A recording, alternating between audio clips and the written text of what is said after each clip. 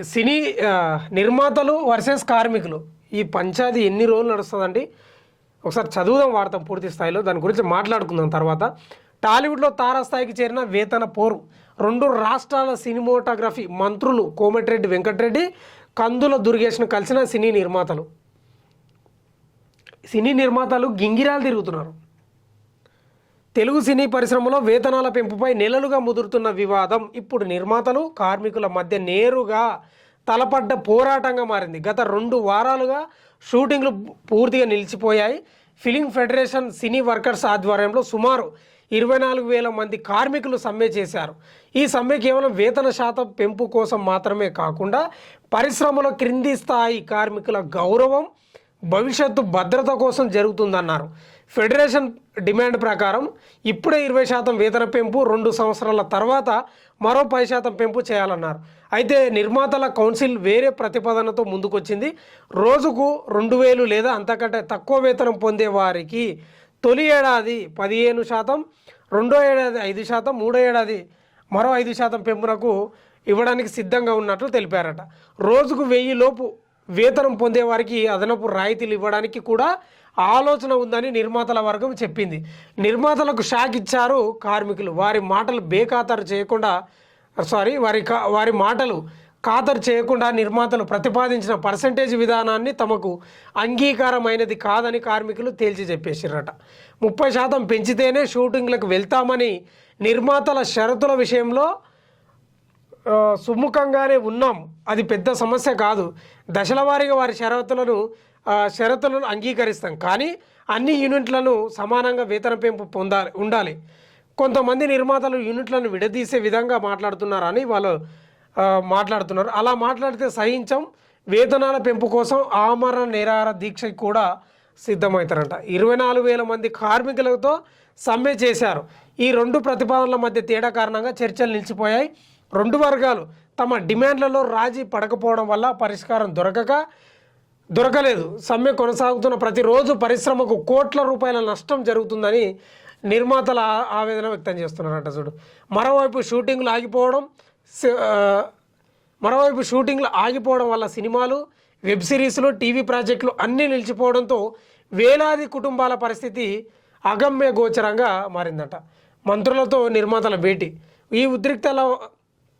ఈ ఉద్రిక్త వాతావరణంలోనే నేడు మధ్యాహ్నం 12 గంటలకు ఆంధ్రప్రదేశ్ సినిమాటోగ్రఫీ మంత్రి కందుల దుర్గేష్తో పలువురు సినీ నిర్మాతలు భేటీ అయ్యారట. ఈ సమావేశంలో BVNS Prasad, DVV Danayya, KL Narayana, Bharat, Nagavamsi, Ravishankar, Vishwaprasad, Bunnyvasu, Vamsi, Cherry, Vivek Kuchibhotla, Sahu Garapati వీళ్ళందరూ కందుల దుర్గేష్ తోటి సమావేశమైనరు. అదేవిధంగా మన మంత్రి కోమటిరెడ్డి వెంకటరెడ్డి ఉన్నాడు కదా, సినిమాటోగ్రఫీ మంత్రి, ఆయనతో కూడా భేటీ అయినారు మనోళ్ళు, దిల్రాజు కానీ చాలామంది నిర్మాతలు.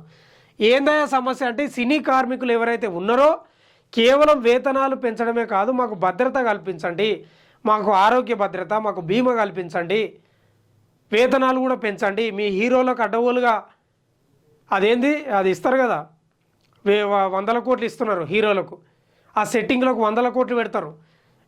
మేము కార్మికులము ఊడ్చే కానుంచి మేము అన్ని పనులు చేస్తున్నాం, మాకు పెంచండి, మాకు ఉద్యోగ భద్రత కల్పించండి, మాకు బీమా కల్పించండి అని వాళ్ళు కోరుతున్నారు. మరి ఎందుకయ్యా వీళ్ళు ఇంత తాత్సర్యం చేస్తున్నారు నాకు అర్థం కాదు. నిర్మాతలంతా ఒక తాటిపై ఉండి పెంచుతే ఏమవుతుంది?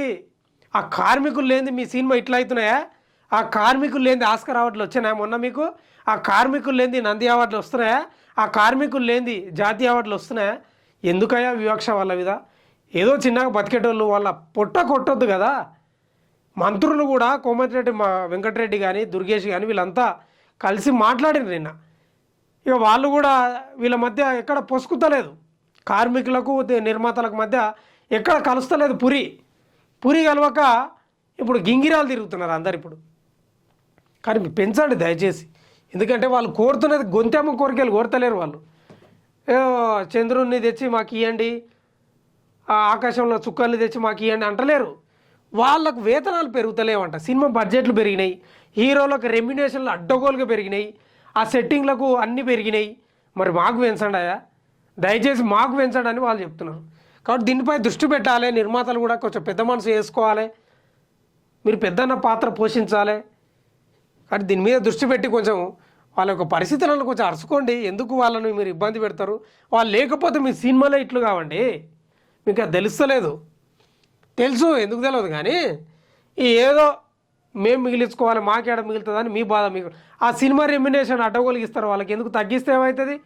ఆ ప్రభాస్కు, రామ్ చరణ్కు, అల్లు అర్జున్కు 100 కోట్ల, 300 కోట్లు, 150 కోట్లు. ఆ కేరళలో అట్లే, ఆ కేరళ కొన్ని సినిమాలు ఉన్నాయి చాలా తక్కువ బడ్జెట్ తోటి వస్తాయి. కాంతార సినిమా వచ్చింది, ఎవడైనా ఎక్స్పెక్ట్ చేసినా అంటే ఇట్ అవుతుందని ఎన్ని కోట్లు సంపాదించింది అది. అందుకే రియాలిటీగా తీయండి. మీరు కూడా నిర్మాతలు కూడా సహజంగా తీయండి సినిమాలు. సుమోలు లేసుడు, అంతా ఏందది, ఆ కొండల నుంచి దుంకుడు, ఈ సెట్టింగ్లు భారీ సెట్టింగ్లు వేసి ఎందుకు బడ్జెట్? సహజంగా తీయండి, ప్రకృతిలో తీయండి. మన దగ్గర లొకేషన్లు లేవా? ఆంధ్రప్రదేశ్లో లేవా? తెలంగాణలో లేవా? దయచేసి నిర్మాతలు కూడా ఆలోచన చేయాలి, హీరోలు కూడా ఆలోచన చేయాలి. మీరే కోట్లకు పడిగెత్తితే అయిపోతుందండి. నాకు అర్థం కాదు. సినీ కార్మికులు పొద్దుగా లేస్తే వాళ్ళు కార్మిక జీవనం ఎట్టుంటుందో తెలుసు కదా మీకు. కొంచెం ఆలోచన చేయండి వాళ్ళ గురించి కూడా.